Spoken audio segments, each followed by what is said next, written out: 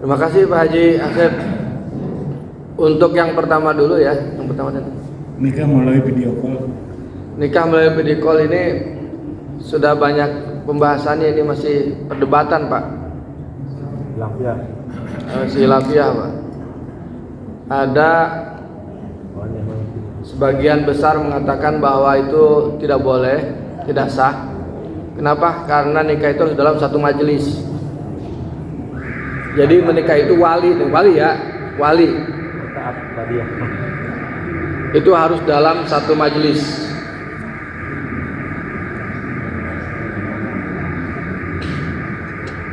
Itu bunyi siapa?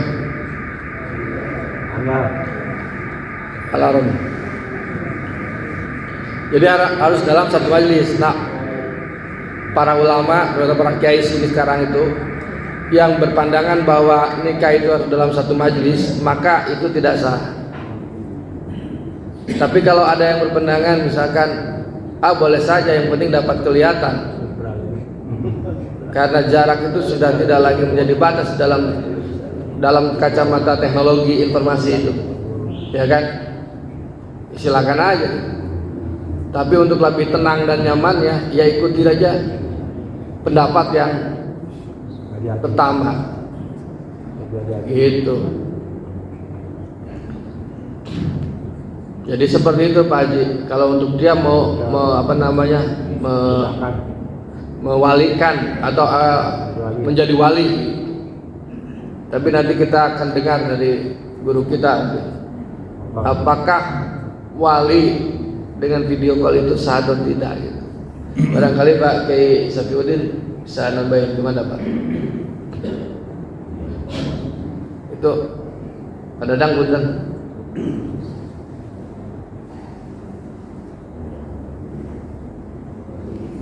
Wali pakai video call. Tidak mengikuti. Assalamualaikum warahmatullahi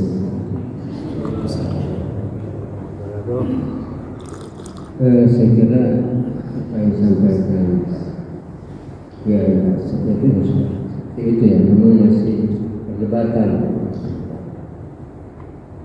Tapi di pengalaman itu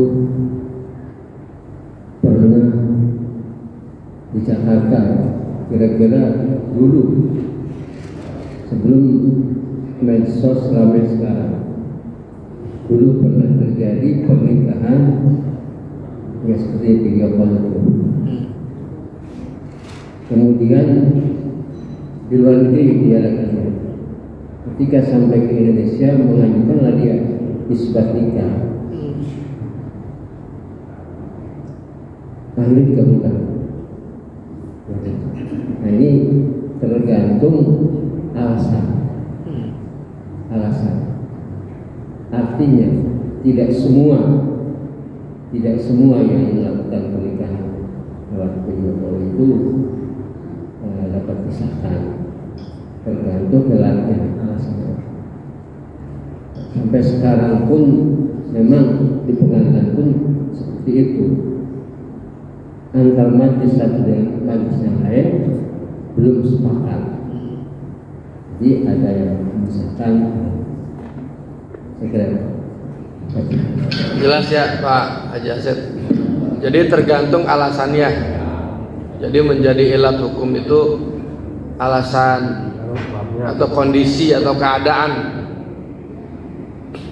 Misalkan orang di luar negeri kan bisa pulang. Tapi kalau di luar negeri tapi dia nggak bisa pulang, contohnya Lockdown. apa namanya, lockdown, ya kan, dia nggak bisa pulang. Jangan di luar negeri lah, dikit aja bisa terjadi saja bisa jadi gitu. Masih di Indonesia aja nggak bisa. Misalkan sakit yang nggak bisa keluar dari tempat itu, gitu. Itu tergantung ilatnya. Tapi ternyata para ulama di pengadilan agama ini juga belum bersepakat. Kadang ada yang dikabulkan, ada yang tidak. Gitu. Benar masih perdebatan. Itu Pak Haji, tergantung kondisinya. Lanjut, apa yang lanjutnya? Nomor 2 tidak tercatat nih. Yang kedua itu apa? Oh iya. Sebelum cerai itu kan udah pisah ya, baik pisah ranjang, pisah rumah gitu ya. Ya, apakah perlu dihitung? Udah banyak. Makanya kalau jadi gini ya, kalau dihitung cerai itu ketika jatuh talak secara jelas. Dihitung masa cerai itu ketika jatuh talak secara jelas. Jatuh talak secara jelas itu kejelasannya apa? Menurut peraturan sekarang Pak, kejelasannya itu di muka pengadilan. Jadi dihitungnya ketika diketok di pengadilan. Makanya biasanya orang KUA kalau misalkan orang udah 2 tahun cerai misalkan contoh 2 tahun cerai baru ngajuin ke PA. Ya, itu belum bisa menikah dia. Sebelum masa idah terhitung dari terakhir ketok palu atau diterbitkannya akte cerai. Masa idahnya itu selesai. Orang KUA nggak berani itu. Nah, makanya kalau mau cerai ya langsung aja ke pengadilan. Saya masih ikut mazhab yang mengatakan dari guru kita ini dulu pernah menyampaikan bahwa ya talak itu yang kita akui adalah talak di muka pengadilan ya Pak. Oke. Kalau misalkan ngomong aja ya belum dianggap, tetapi memang secara agama ini hati-hati ngomong itu. Hati-hati ngomong cerai talak gitu. Makanya ada pendapat ulama itu 2 hal yang bercandanya aja jadi, nikah apa cerai itu bercandanya aja jadi, bercandanya aja jadi. Nah, cerai itu bercandanya aja. Itu Neng kalau keluar rumah dari situ udah jatuh talak 1, jadi tuh dia tidak keluar teh, itu kan bercanda sebenarnya, atau nggak serius lah, jadi. Tapi jangan pula kemudian, makanya harus ada sakral. Pernikahan itu dipandang sebagai sesuatu yang sakral, jangan asal gitu loh. Itu secara agama ya itu sudah jatuh memang, tetapi secara peraturan yang diadopsi oleh negara ini yaitu belum terjadi. Nah, lebih amannya gimana? Lebih amannya yaitu kalau cerai udah ajukan aja langsung ke pengadilan. Jangan nunggu kemudian kalau dia laku aja, dia aja nanti suaminya yang modal. Itu begitu biasanya. Suaminya yang mau nikahin mantan istri kita yang modalin, biasa begitu tuh. Banyak terjadi masyarakat. Ya jangan begitu, kalau mau mah ya silakan aja, cerai aja kalian. Jadi begitu. Jadi kapan dihitungnya? Ya setelah itu, setelah talak terucap di muka pengadilan. Begitu Kiai. Tadi kalau yang dimaksud Pak Haji Asep ini apabila dia tidak meninggalkan, tidak memenuhi kebutuhan selama 3 tahun berturut-turut jatuh talak, itu ada idahnya nggak seperti itu? Kalau orang menikah biasanya baca psikotalek. Iya, psikotalek. Kalau dalam waktu 6 bulan berturut-turut saya tidak dinafkahi, maka jatuh talak saya 1. Saya tidak bisa menafkahi, jatuh talak saya 1. Itu pun ada kalimat sebelumnya, kalau istri saya tidak ridho dan mengajukan ke pengadilan, maka jatuh talak 1. Artinya membolehkan istri mengajukan ke pengadilan. Tetapi yang jatuhin ke pengadilan. Jadi bukan berarti langsung otomatis. Contoh misalkan ada suami hanyut 2 tahun baru balik. Dia kerja di mana misalkan, ada kejadian dia hanyut di mana, 2 tahun baru balik. Itu suami kita bukan, dia terserah itu. Nanti ternyata istrinya udah kawin lagi di sebelah cerita. Tapi secara zahir itu istri suami.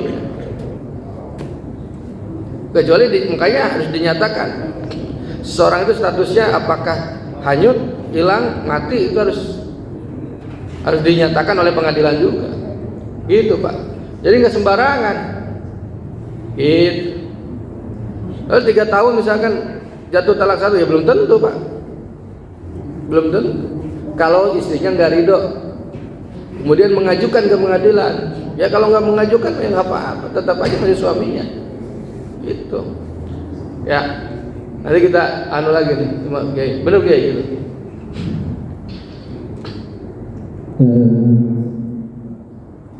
Kalau 3 bulan berturut-turut kemudian istrikan tidak ikut, jadi itu merupakan syarat jatuhnya talak, bukan masa iddah, baru syarat. Itu pun kalau si istri keberatan. Kalau iddah itu kan setelah diputus, baru iddah, jadi bukan sebelum. Syarat kalau dia 3 bulan berturut-turut tidak menafkahi, jatuh, dan yang menjatuhkan pengadilan. Setelah dijatuhkan baru ada iddah, dan itu belum begitu. Jelas ya? Nah, saya kira itu mudah-mudahan ada manfaatnya. Untuk yang Lailatul Qadar saya nggak bisa jawab. Itu saya takut juga Pak. Tapi prinsipnya begini Pak. Namanya ibadah itu nggak bisa ditakar sama kita Pak. Nggak bisa diukur sama kita. Kita tadi sholat subuh 2 rakaat. Apakah setiap orang pahalanya sama? Nggak tahu Pak. Nggak tahu pahalanya sama.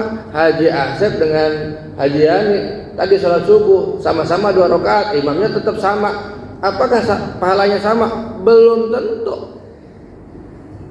Nah, sekarang orang dapat Lailatul Qadar, dari mana taunya bahwa dia dapat Lailatul Qadar? Kan hanya Allah yang tahu. Bahkan dirinya pun nggak tahu. Dirinya yang dapat Lailatul Qadar nggak tahu. Makanya dibikin misteri. Kecuali ada tanda-tandanya, saya dapat Lailatul Qadar, ya, nah, ada lo aja berarti. Gak bisa. Ibadahmu bisa gitu.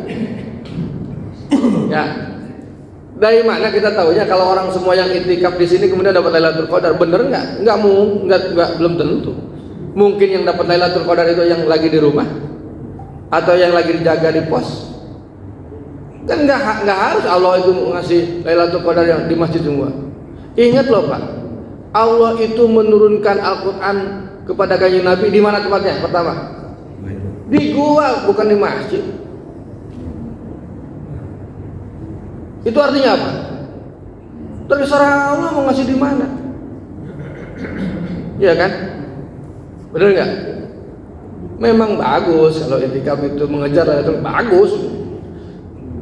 Tapi jangan menganggap bahwa saya dapat ketika sudah itikaf, saya sudah dapat Lailatul Qadar. Wih, sombong banget. Nggak bisa begitu. Itu hak Allah. Kira-kira begitulah gitu. Sama halnya apa ya kira-kira? Ya udah gitulah. Jadi kalau saya prinsip begitu. Tapi kalau misalkan dihitung, ya nanti repot sendiri bagi kita ngitung-ngitung pahala. Saya kemarin dapat materi begini Pak. Kita itu diwajibkan beristighfar dari malaikat, Kanjeng Nabi, para nabi, para malaikat, para nabi, para sholihin, semua manusia itu diwajibkan beristighfar. Pertanyaannya, istighfar itu artinya apa? Minta ampun. Minta ampun dari apa? Kan Nabi kan nggak punya dosa, maksum namanya. Menurut akidah kita, namanya semua Nabi tidak punya dosa. Tapi Nabi Adam beristighfar. Rabbana zalamna anfusana wa illam taghfir lana wa tarhamna lanakunanna minal khasirin. Itu istighfarnya Nabi Adam. Nabi Adam itu beristighfar apa karena dia berdosa? Karena makan buah khaldi? Bukan. Dia makan buah khaldi itu bukan sebuah dosa. Itu hanya sebagai wasilah agar dia turun ke bumi. Lalu janji Allah pertamanya adalah Allah mau nyiptain khalifah di muka bumi. Kenapa kemudian dibikinnya di sorga? Pasti kan ujung-ujungnya harus ke bumi. Bagaimana caranya Nabi Adam ke bumi? Yaitu tadi makan buah khuldi, bukan sebuah kesalahan. Kalau kita memandang Nabi Adam itu sebuah kesalahan, makan buah khuldi sebuah kesalahan, berarti kita ini cucunya Nabi Adam yang kurang ajar. Coba Bapak daik diomongkan ku incu urang teh kesalahan urang, dosa urang. Eta urang mandang incu urang teh kira-kira incu nu saleh apa nu salah kira-kira. Kita ini punya cucu nih, atau kita punya anak nih. Anak kita ngomongin kita bahwa kita ini salah mendidik dia, atau kita punya kesalahan. Seneng nggak Pak? Seneng nggak? Enggak. Sama kita ini anak cucu Nabi Adam. Masa kita ngomongin dulu bapak kita itu salah, dosa itu makan buah khuldi, akan kurang ajar kita Pak. Benar nggak Pak? Makanya akidahnya dibalik, jangan begitu. Nabi Adam makan buah khuldi itu bukan sebuah kesalahan atau dosa, tapi itu wasilah perantara agar dia masuk ke bumi, gitu loh. Dengan begitu kan kita tidak ngomongin orang tua, benar nggak? Kan orang tua kita Nabi Adam. Paham nggak? Paham nggak? Itu. Jadi begitulah kira-kira. Jadi saya ngomongin apa ya? Dosa ya? Dosa itu. Terus kenapa Nabi Adam menganggap beristighfar? Kenapa Nabi Yunus kemudian beristighfar? Jawabannya satu, karena tidak seimbangnya nikmat Allah yang diberikan kepada kita dengan ibadah kita. Jadi kenapa manusia harus beristighfar? Karena tidak seimbangnya nikmat Allah, tidak sebandingnya nikmat yang Allah berikan kepada kita dengan ibadah kita. Jadi sehebat apapun ibadah kita, tidak akan seimbang dengan nikmat yang Allah berikan ke kita. Itu Nabi Adam saja beristighfar, itu para nabi saja beristighfar. Jadi bukan karena dosa, tapi kita mau nimbang-nimbang amal kita. Oh, kemarin Lailatul Qadar saya dapat 83 tahun. Ya nggak bisa begitu. 2 kali Lailatul Qadar kemudian 168 tahun. Lah itu mah matematik. Namanya kita ibadahnya ibadah tukang dagang, begitu mah. Kenapa hitung-hitungan? Gak begitu ibadah. Bisa saja karena sedikit amal tapi masuk surga karena hati yang lembut. Kan gitu ya dulu saya ajar. Bukan begitu ibadah mah.